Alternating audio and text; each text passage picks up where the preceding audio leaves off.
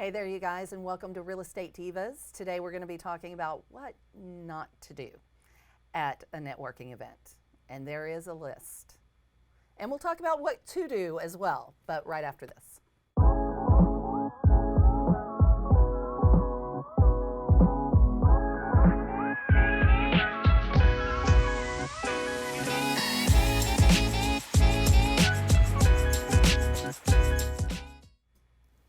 Hey you guys, welcome back to Real Estate Divas. I'm Jer'Leigh Thompson with Texel Real Estate and Real Estate Reformation. And I'm Kristin Gerst with Capricorn Mortgage. And today we're talking about what not to do at a networking event because there is a laundry list. And every time I leave one, I'm like, what the heck is going on here?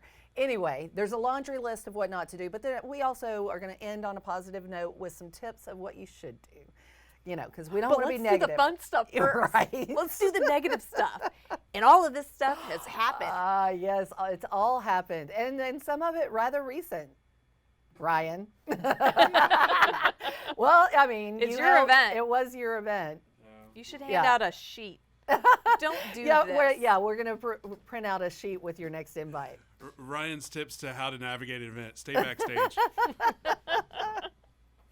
Stay backstage. Was that your tip? That's my tip. Yeah, stay backstage. Stay in the green room, stay in the backstage. Never make daylight. Yeah, don't talk to anybody. Well, the first and foremost, don't get drunk. Come on, people. Yeah, nobody likes the drunk girl. Or guy. Especially the guy. Yeah. So that one's one of those that is reoccurring, even when we're not talking about an open bar. Like some of them have open bars, most of them do not, you know, but sometimes there's like the free wine or whatever and somebody just like goes all in. So you want to hear one of my hidden agendas when I have open bars? Huh. Is who can keep their shit together.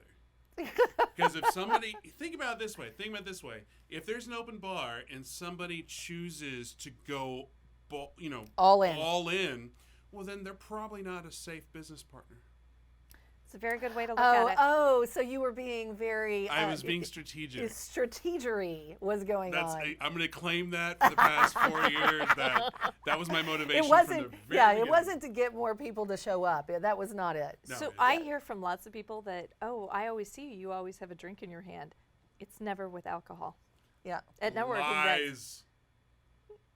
Is that lies? For you? People think that I'm drinking at all of these events, and I'm not. So I always get a club soda. Not at all of them. Not at all of them. Yeah. I mean, there's some. There's some. There's a couple. What is the room full? How big is it? Yeah. You know, how many people am I going to have to talk to? Am I speaking? Do I know these people well? Yep. You know, if I'm at something and it's more like a small mastermind and it might be 20 or 30 people and I know them or have done business with most of them, all right, sure, I'll have, I can have a couple glasses of wine there. I will wait until the end of the event, about half an hour before it ends, and I will have one drink then. Yep. And if it's my own event, I wait until the whole thing is done, and then I have a drink at the very end of the night. I think there's a big difference between getting drunk and having a drink or two. Absolutely. Absolutely. Because a lot of people, because I don't drink that much, and when I do drink, people are like, "Oh my God, you're having a drink." It's like, yeah, I'll have 3 or 4 beers at one of my events, but I'm like 800 pounds. 3 or 4 beers is not going to do anything to me. Well, and it's also knowing that this isn't the first time that you drank. Let's keep it all under control. Now, don't get me wrong. I don't know that I've been stumbling before, but there was at least one event and it was yours years ago. But it was at the very end and the event was over. I hadn't eaten and it just all of a sudden hit me. Yeah. And so it snuck up on me, Uber time, but it snuck up on me. No, and again, I will be, especially if I don't drink until the very end of the night, I will hang out with other people. And by that point, it's, hey, let's go, drinks on. Yeah. But for the most part, you're there, it's networking. It's not Saturday night party. You're there to meet people. You're there to talk shop, find out if there's somebody that can help you. If you can help somebody else, you're trying to find deals, find buyers. And in a business setting, people want to know that you are reliable. And, I've tried to do business with people who had alcohol and drug problems. and you find out real fast they're not reliable because they No. fall off the face of the earth. You know, all of a sudden they're completely on point, and then you can't find them or get a hold of them for a couple The weeks. accountability isn't there. Yeah. Sure. I think on that note, though, I know you're doing the fun stuff first, but have a battle buddy. Have some, like, go to an event with somebody that you can say, look, if we get out of control, I have your back, you have my back. Yeah. Don't let me be a fool. Get me the hell out of that event. Yeah. Yes. Absolutely. Pull me off stage. Yes. Yeah. Whatever you got to do. Whatever you got to do, just don't let me lose my business because I'm having too much fun. Absolutely. Because you are there to have fun too. It's not all business. That's why there is, Well, and the social aspect of networking is important because, you want to do business with people you like. Yeah. And if they're an obvious, if they're a stick in the mud and they're not fun to talk to and they're not fun to hang out with, you don't necessarily remember them or even want to do business with them. So they make good accountants. right. I don't know. How often do you want to talk to your accountant? Yeah. So, I'm not, just as a rule, don't get drunk. That's the biggest one. Right. The next one is, I love this. Yeah. And I had no idea this was really going on, but apparently it's a thing. Give me a break. You didn't know that was good. We're talking about don't treat it like you're going on like some sort of dating game. I heavily would rebuttal. Is that one? I disagree with this one. Oh, do you? Every event is opportunity to date Ryan. Oh. I found out that people hook up at these things. Mm-hmm. Not like at the thing, but like afterwards.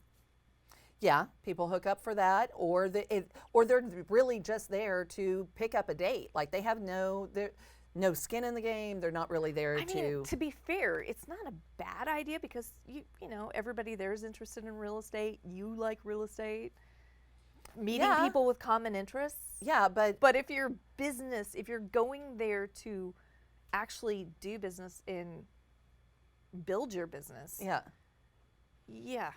Yeah, but my point on this, they're going there to do some business. You should not have sex with any of your business partners. Well, my point to that of don't treat it like you're going on a dating mixer or it's speed dating or something is I can't tell you how many times I'm in the middle of a conversation and then it turns to, hey, so what are you doing later or whatever. I'm like, no, like freaking no. Did I indicate in any way that that's what I wanted here? Tattooed across your forehead. I know, right? I feel like I've got kind of that magnet. Listen, first time I met you, you were DTF. You were asking. Oh, okay. It was a bag. There was a bag. I don't. You were wearing like a blue dress thing. Uh-huh. From your angle, you thought from 500 feet away, you're like, she is asking for it. She wants all of this. Yeah. So, She wants on this ride. The problem is that ride was like 5 years long and still going. Yeah. The line to the ride. Yeah. Anyway, my point is like it's a freaking beatdown, in my opinion. If I'm interested, or if a woman is interested, or a man is interested in dating, or wants this to go outside of business, they're going to make it pretty freaking obvious, So there's no reason to like come after that, Yeah. And on that, just to give some real, I don't want to be always joking on the side, is when you go to these events, don't try to have 17,000 quality conversations. Try to get 3 to 5.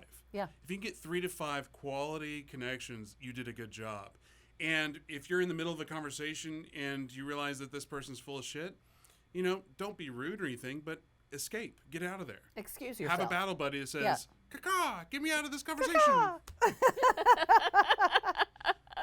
Well, like speaking of your event, like there was one individual in particular that I don't know how many times I said no, but they found me no matter where I ended up in that room.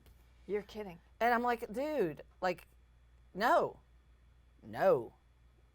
Like, it's just one of those, come on, read the room.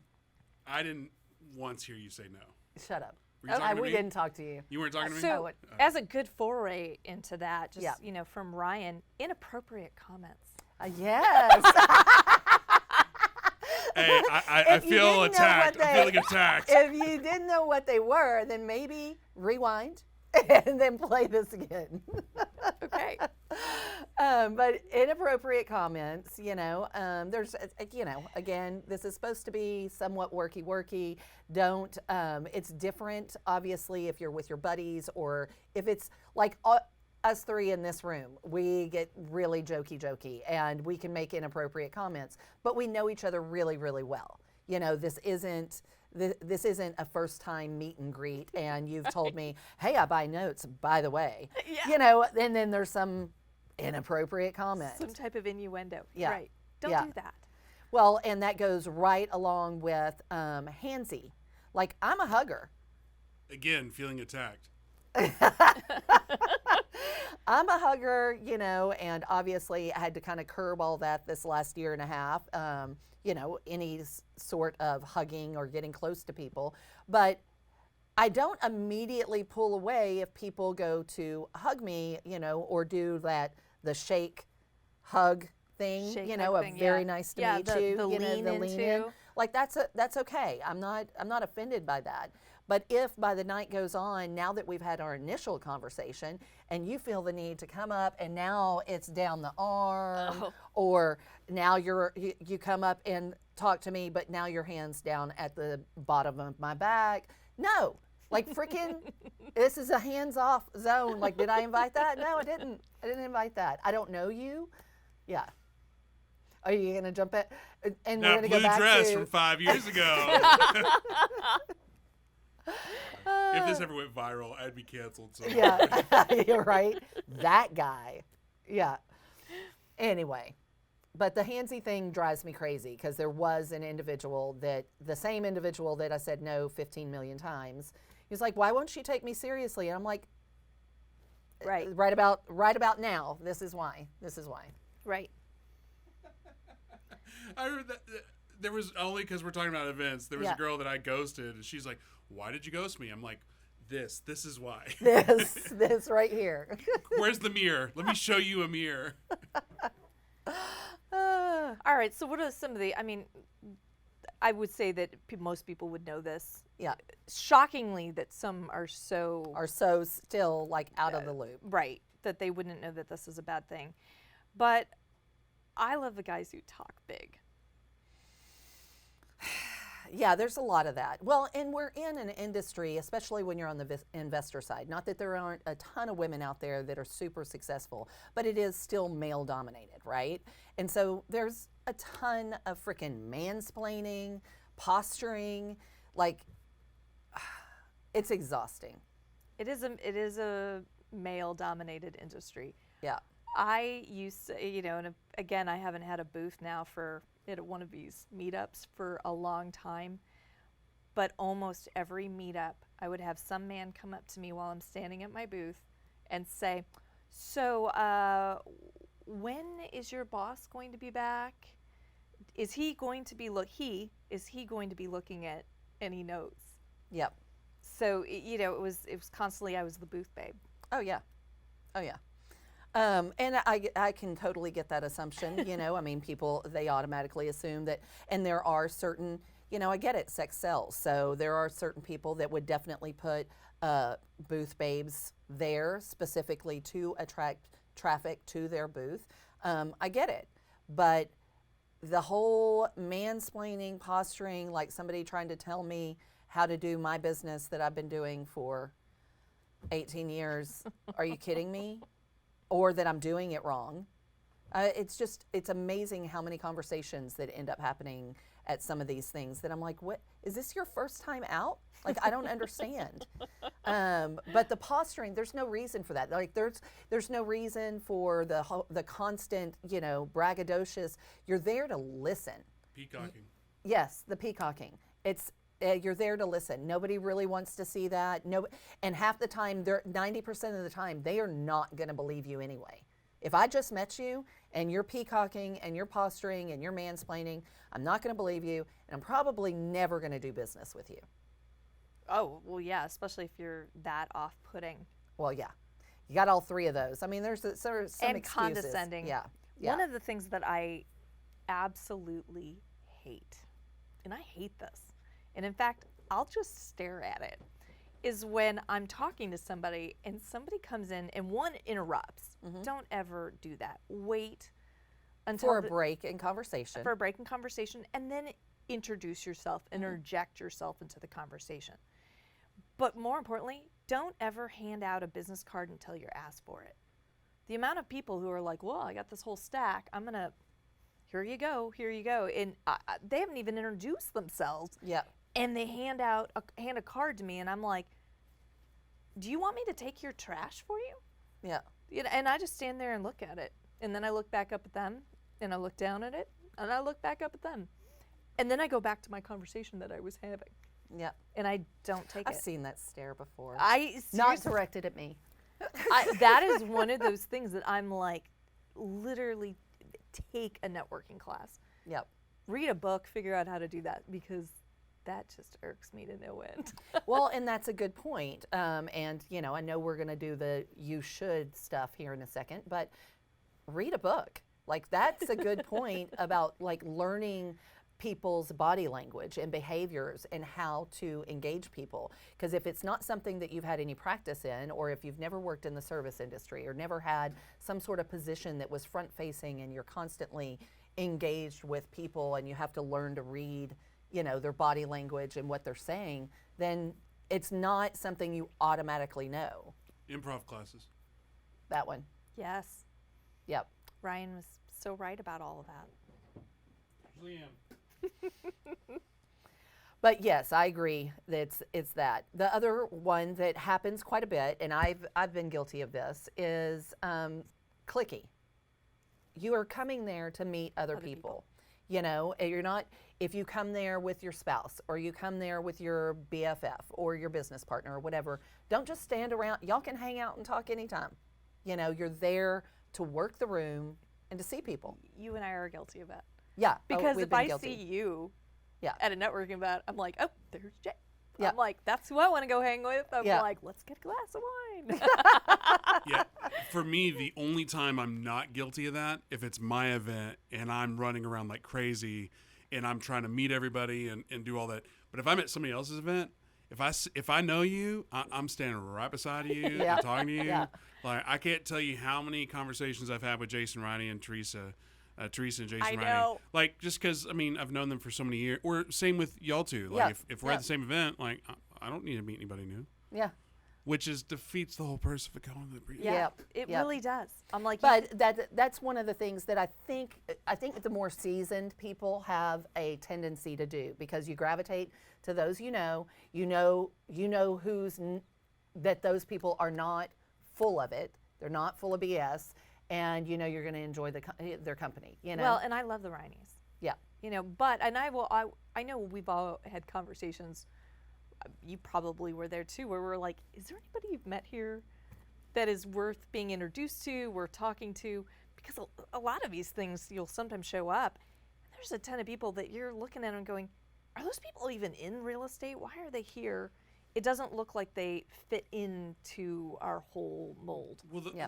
on that, it goes back to the whole community aspect of it. Is because we're so solopreneur-esque that you rarely get a chance to run into people that are your friends. Like, because this business is so cyclical, like if you're in the business longer than 6 months, it's like you're a seasoned pro. I mean, maybe not in experience-wise, but just like, I'm pretty sure I'll keep seeing you around. Right. Yes. Versus some of your first time, they'll be gone in a month or two. Yep. So I think that's why when you go to these events, yeah, maybe half the time it's okay to hang out with your friends because they are your friends. And maybe you do business, maybe you don't. But that's why I say 3 to 5. 3 to 5 new qualities. New qualities. And then the rest of the time, just get drunk at the bar with your friends. Or have sex in a Okay, bathroom. scratch that. Moving on. Have sex in the upstairs Oh my bathroom. gosh! Why did you have to repeat what he just said? You know, it's Ryan. I like to quote him. Anyway, I like to quote him. And then the one that is kind of last on our less obvious things not to do, but goes along with the business card, is immediately asking for something from somebody that you just met. You know, whether it's, hey, can you mentor me? Well, I just met you. I don't know what your background is. I don't know how serious you are. I don't know if you're going to be a complete waste of time. And that's not being very conscious of my time, like what I do, what I put my efforts in. You and I have had this conversation, and Yeah. I get asked for, let's meet for coffee, let's meet for lunch.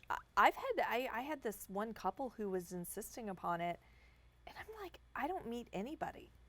I go, I'll do a Zoom meeting with you. Yeah. But I'm not going to drive 45 minutes somewhere. To meet up with you, that's going to take another hour and a half. You're going to have a lot of questions. An hour and a half is probably going to cut it short.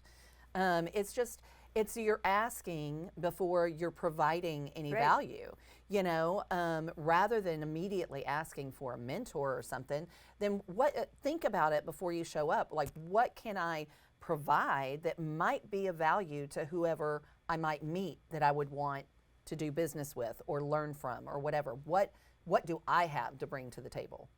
And that's been an ongoing conversation that I know you and I have had, Ryan and I have had. I mean, we've had a lot of conversations about that over the years. Well, you know, what is our time worth? Which I got to tell you, at this point in my career and my life, my time is very, very valuable to me. Absolutely.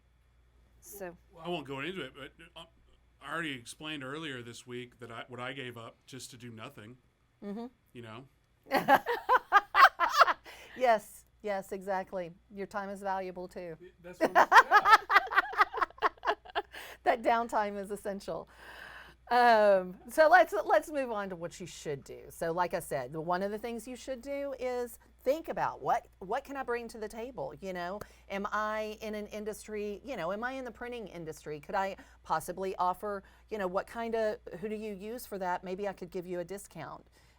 Maybe I could do this. Maybe I could just brainstorm with yourself and figure out what you can bring to the table so that you're not immediately asking something of somebody, because it's very off-putting to be asked when you're like, okay, you want me to just provide either knowledge, guidance, mentorship, whatever for free, and I'm not really you and I, neither one of us are in the business of mentoring for a fee. I don't have that kind of time. Like, if we can do business in the future, okay, but yeah, I Yeah. mean, yeah, I'll consult yeah, for an hour. but again, it's just bring something to the table. Don't just automatically come asking. And a lot of them, that was the one that we were talking about that is ingrained in what's his name again? Ryan? I literally just spaced. Honestly, this is probably the number one thing that I've learned. Like Ryan, and he is so good at it. Yeah. But it's nice to meet you. It's nice to see you. And, nice to see you. And I have made that mistake so many times. I have lost count. And occasionally I still slip up and do it. Yeah. And then I realize my error, and I'm like, oh my gosh, I'm so sorry. And I'm like, gosh, I know better than this. Ryan has beat this into me, and I still don't have You need it. to explain it more. It's just like, the reason you say nice to see you versus nice to meet you is because if you go to a lot of networking events, chances are you're going to meet a lot of people, especially if you're That you even don't remember. remotely extroverted. If you're introverted, you probably remember the one or two people you met. Yeah. But if you're just hitting it hard, Yeah. like, and the reason I did it is I started doing that is because I remember meeting somebody and they're like, Ryan, we've met. Oh, I'm sorry, I meet a lot of people. Ryan, we've met 4 times. Exactly. And then you're like, oh my God, I feel so shitty. Yeah. You immediately feel like a jerk. Yeah. So it's not necessarily a jokey thing. It's a very real not wanting to offend potential business partners or just be a kind human. Well, you know? Absolutely. And more importantly, don't look at them like you have no clue who they are. Always get excited and show emotion engaged. on your face, because that is going to make whoever in it, you might just be meeting them, but it also might be somebody that you've talked to and don't remember at all. Yep. But if you look like you are genuinely excited to see them, that is You're going to gonna make receive their that night, back. and they're Yeah. going to feel good about themselves, and that is only going to give you a worth. Solidify that relationship, and hopefully, that's what you're there for, is to build relationships. So hopefully it builds into a profitable relationship. Well, and when you are studying, ways to build relationships with people, they say, people might not remember exactly what you said or exactly what you did, but they are going to remember how you made them feel. Absolutely. And so if you make them feel welcome and you make them feel good about themselves, that you remembered them. Yeah, they will forever remember that. Absolutely. I couldn't agree more. But yeah, the nice to see you, that's an important one. It really is important, and I try to always hold that one close, but I do slip up from time to time, and I feel terrible every time. Well, and one of the other things, and I think whenever we had somebody else on the show who said that they never bring cards to an event. They always just ask for cards. They're like, I don't have one, can I have one of yours? And then that way they make sure that they have their contact information. If you want to keep in touch with somebody, you need to ask for that card. Maybe not immediately present it and interject one in the middle of a conversation like she said earlier, but you want to keep in contact with them, ask for that card, and don't wait I'll get back to them and ask them that, because maybe they left. Maybe they won't be at the next networking event.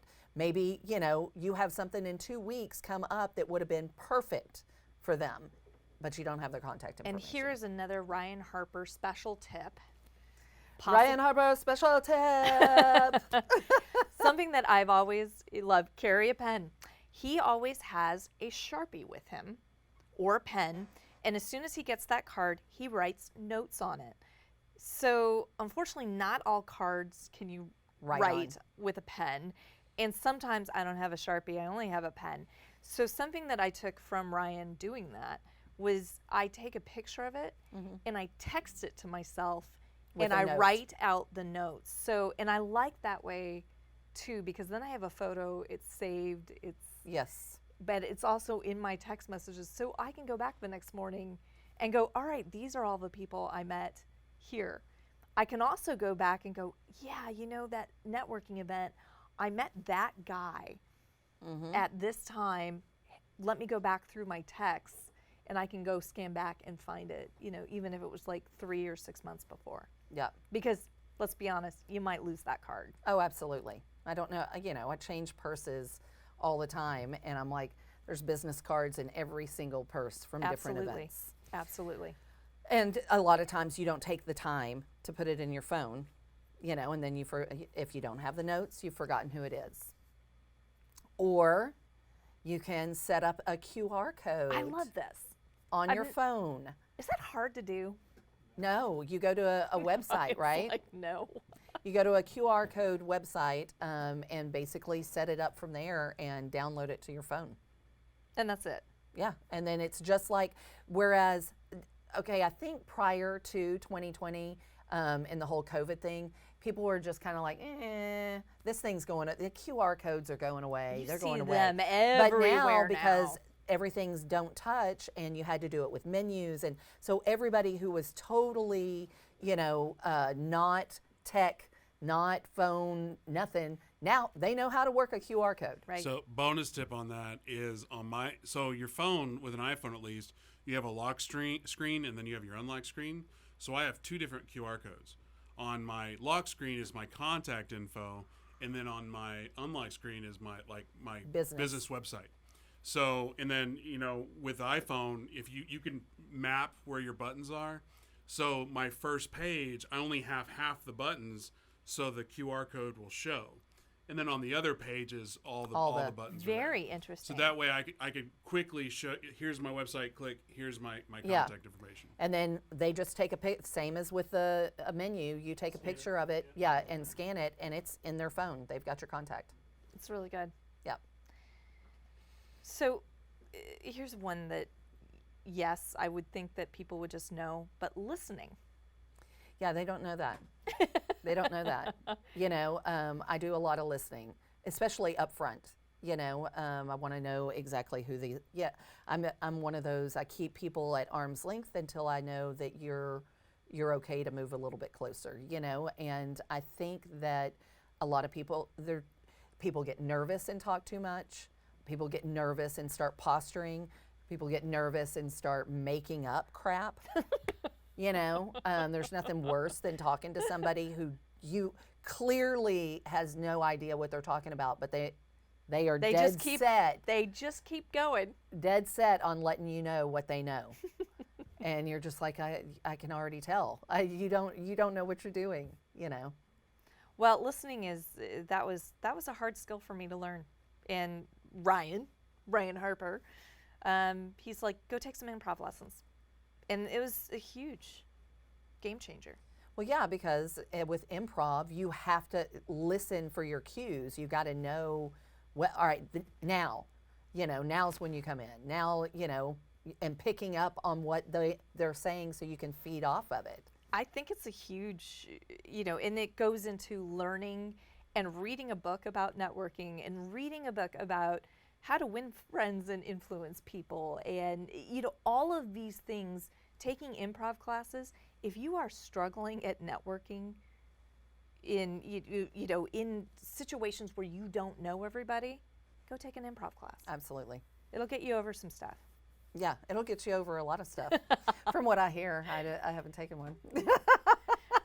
I need to. I keep threatening. Takes a lot. I'm usually nauseous for, a day or two before I get up on stage and make an ass of myself. So it's all good. And just remember, like we said, you're there to learn. So that's part of the listening is take it in, whether it's speakers that are there, listen to the speakers. They probably have been put on that stage because they know what they're talking about. That doesn't mean all gurus, but that's a whole nother show. But anyway, most likely they're on that stage because they know something you don't, or you came to see that. So make sure you take the time to listen to that, listen to the people who you're talking to, because there is value out there to be had if you just listen. Then, and kind of going back to being respectful. Be respectful of people's space, of their time. Some people are there and they are trying to work the room. And do not lie to people. Yeah. Just be honest. And if you know nothing, then you are just really there to learn. Yeah. And ask a question. Most people that are there, they're okay with that. Oh, okay, so you're a newbie. That's fine. We're newbies. We all know what that feels like. That immediately makes people feel for you and go back to where they were when they started and genuinely want to help, Right. Float around the room, again, with the clicky thing, don't be so clicky, maybe only half the time clicky, but float the room. Don't be afraid to introduce yourself. I know that there's definitely been times in my life, and especially whenever I was new, is the floating the room and, hi, my name's Jer'Leigh. I'm kind of new at this. It is. You're putting yourself out there and you're afraid of rejection. These people that are at these networking events, 99% of the time, there is no rejection there. It's a matter of, oh, okay, you're new. So what do you think you're interested in? It's a conversation starter. Yeah, no, absolutely. And, something that we did on break, right? Always put out what you're looking for. When you're talking to people, tell them what you want, what you're looking for. Don't be afraid to say, this is what I'm investing in. Absolutely. And just like you, I'm like, hey, I'm looking for, a large, duplex, triplex, fourplex, something like that in this area. Absolutely. If you see one or something comes across your desk, you let me know. Absolutely. And if you don't tell people this stuff, it makes it really hard. You're one person out there looking for everything, and really just saying, hey, this is what I'm looking for. Do you have it? Do you know anybody who has it? That's what I do at my own event at the Real Estate Investor Social Club. Well, and that's what I did that on Monday, asking people about a certain types of land, blah, blah, blah, and I was like, hey, I know you're not really in land, but if you hear of anything, holler at me. This is the area I'm looking at.